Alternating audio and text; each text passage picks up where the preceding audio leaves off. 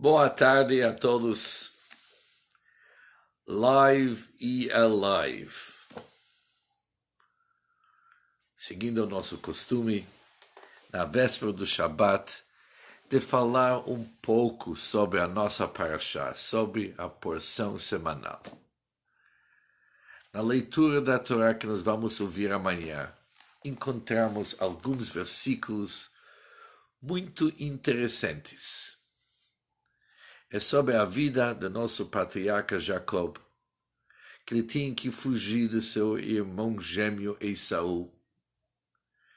Se encontra na casa de seu futuro sogro, seu tio, e a Torá nos diz o seguinte: Labão, seu sogro, futuro sogro, tinha duas filhas. O nome da mais velha era Leia. E o nome da mais nova era Raquel. Os olhos de Leia eram sensíveis, e Raquel era de bela forma e de bela aparência.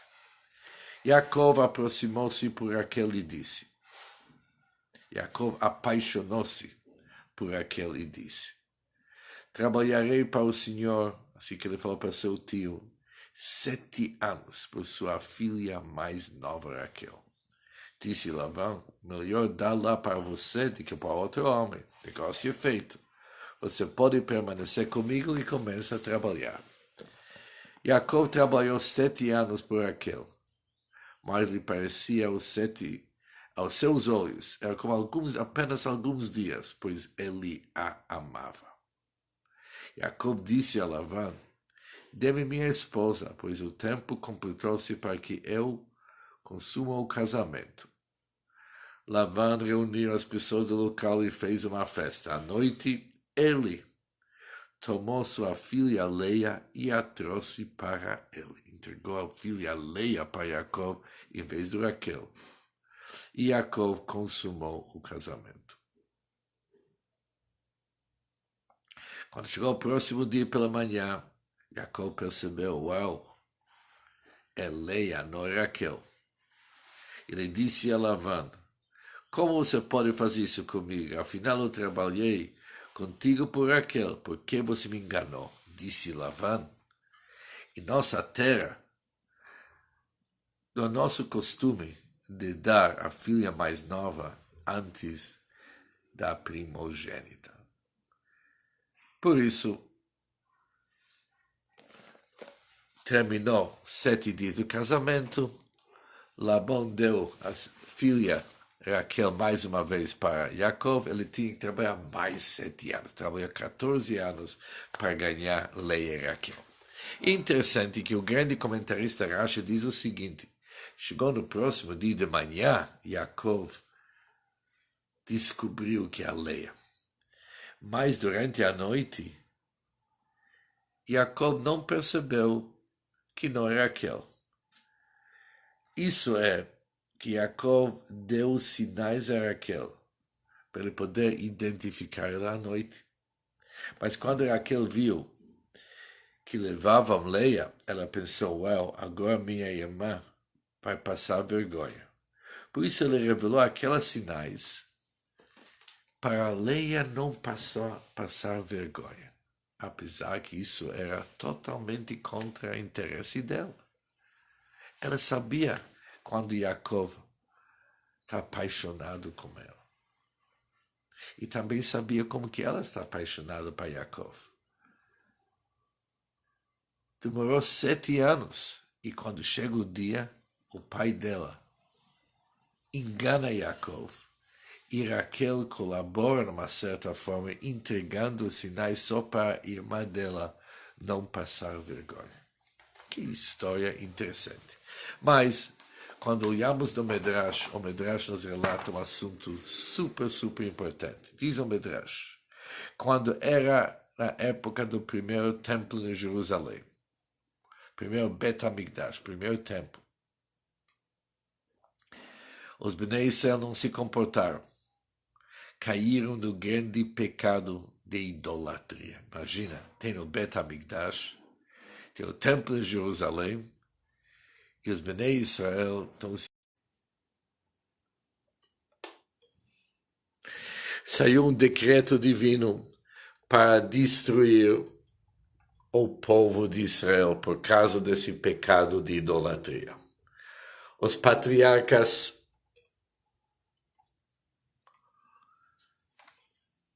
chegaram para Deus e imploraram para salvar o povo de Israel. Os próprios patriarcas chegaram e pediram, imploraram para Deus para anular os decretos. Chegou Abrão, patriarca Abrão, e disse para Deus: você não vai fazer isso com teus filhos. Lembra bem o mérito daquilo que eu estava disposto a sacrificar meu único filho para santificar o teu nome. Você me deu aquele filho com 100 anos. E quando ele se tornou homem maduro, com 37 anos, você me falou, leva ele para ser um sacrifício. Para santificar o nome de Deus. Para mostrar toda essa dedicação. Lembra dessa dedicação minha e tenha piedade sobre o povo de Israel. Em seguida, veio Isaac. Isaac disse para Deus, quando meu pai falou, o carneiro vai ser o sacrifício. Não duvidei. As palavras do meu pai. E eu deixei ele me amarrar como se tivesse um cordeiro para ser sacrificado no altar. Será que você não vai lembrar disso e ter piedade sobre teus filhos? Mas não foi respondido. Nem pai, nem Abraão, nem seu filho Isaac foram respondidos por Deus. Depois veio Isaac e falou, mestre do universo, eu trabalhei com meu tio, meu sogro Labão, 20 anos. E depois eu tinha que enfrentar meu irmão Esaú, que quis matar meus filhos. Eu entreguei minha vida, fiz tudo para salvar a minha família. E agora? Lembra de todos esses sacrifícios.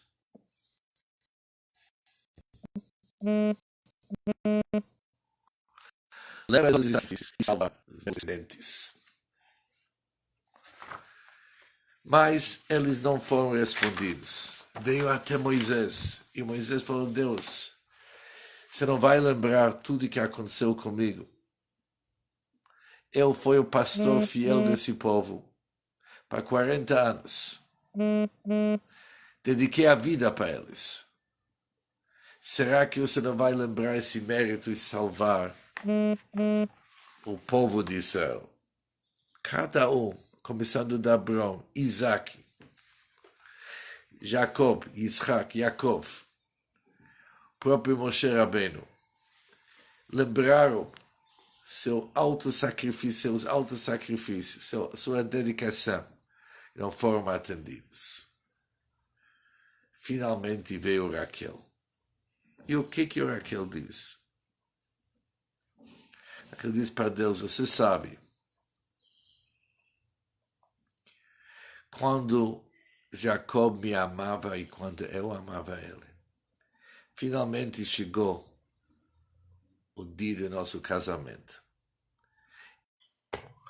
Sabia que vergonha minha irmã vai passar. Passei para ela todos os sinais, para ela não passar essa vergonha. Lembre-se, Deus, e salva os meus descendentes. E essa vez, Deus escutou. Por que Raquel teve mais mérito de Abraão, Isaac e Yaakov? Por que justo o mérito dela salvou os Bnei Israel, seus descendentes? Os méritos de Abraão, Isaac, Jacob, nossos patriarcas, são enormes. Moisés deu sua vida para poder proteger, ensinar os Bnei Israel, mas nada disso funcionou. O que funcionou era esse ato, justo esse ato do Raquel, poupando e salvando a sua irmã de não passar vergonha. Foi apenas para uma irmã dela, que naquela hora foi uma vítima. Essa bondade e essa sensibilidade que ela mostrou naquela hora, isso realmente é o maior mérito. Não sempre que as coisas grandiosas, as conquistas enormes, quando mudamos o mundo inteiro, é o que desperta compaixão de Deus. Às vezes aquele feeling, salvando a própria irmã de não passar vergonha, diz Deus, isso eu não posso esquecer. Isso para mim é o máximo. Eu estou falando isso porque muitas vezes a pessoa pode pensar, well, eu faço a diferença. O que eu já posso conseguir na minha vida? O que eu estou fazendo? Estou gastando meu tempo à toa. Não acho que eu faço uma grande... Pessoas pensam, não acho que eu faço a diferença. Principalmente se ouve isso aqui. Mulheres da casa que estão cuidando do lar, estão cuidando dos filhos. Eles não sentem que eles estão conseguindo muita coisa na vida. Tem que ser feito, mas não tem excitement. Mas a verdade é bem diferente. É bem oposto. Ensinando uma criança para falar Shema Israel, vendo que a criança vai para uma escola, ensinando ele bons hábitos e boas virtudes, ensinando ele para abrir mão quando ele tem uma discussão com sua irmã e mostrando grandeza. Isso que faz a diferença. Esses atos diante de Deus são tão importantes que nesses grandes atos de Abraham Avinu levando seu filho para o sacrifício. Esses atos pequenos e a soma desses atos pequenos que realmente muda o mundo. É uma mensagem, quem deu essa mensagem foi o próprio Rebbe do Chabad, mas ela é tão profunda. Muitas vezes achamos quem somos nós, o que a gente já consegue. A gente consegue muito. Uma boa palavra para alguém, palavra de consolo, uma palavra de apoio, um pequeno ato de bondade muda o mundo. Isso é uma mudança enorme. O Maimonides diz, a pessoa sempre tem que se ver. Um balança que os dois lados são quase iguais. E um ato que se faz, ele puxa o lado do mérito para ganhar. Um ato, às vezes um ato faz a diferença. O Rebbe falou isso aqui uma vez quando tinha um grande grupo de seus emissários que ele enviou para o mundo inteiro para ajudar, difundir o judaísmo e elevar as pessoas. Muitas vezes se manda alguém, um rabino quietinho, ele vai lá para um lugar onde que quase não tem ninguém, quase poucas pessoas que tem. Mas ele vai e faz um ato bom, outro ato bom. Aqui uma palavra boa, aqui um bom ensinamento, são coisas pequenas. Ele pode pensar, qual a diferença que eu faço? Essas coisas pequenas, aparentemente pequenas, que fazem uma diferença. É para esses atos que Deus está esperando. Onde que não tem todo aquele show, onde que não tem todo aquele glamour, onde que não tem toda aquela publicidade. Mas são esses atos pequenos que mudam o mundo. Vamos mudar o nosso mundo rápido. Porque nós já somos quase na mudança. Logo, logo vamos sair de um mundo tão difícil e merecer um mundo muito simples, como a vinda de Messias logo em breve em nossos dias. Shabbat Shalom a todos.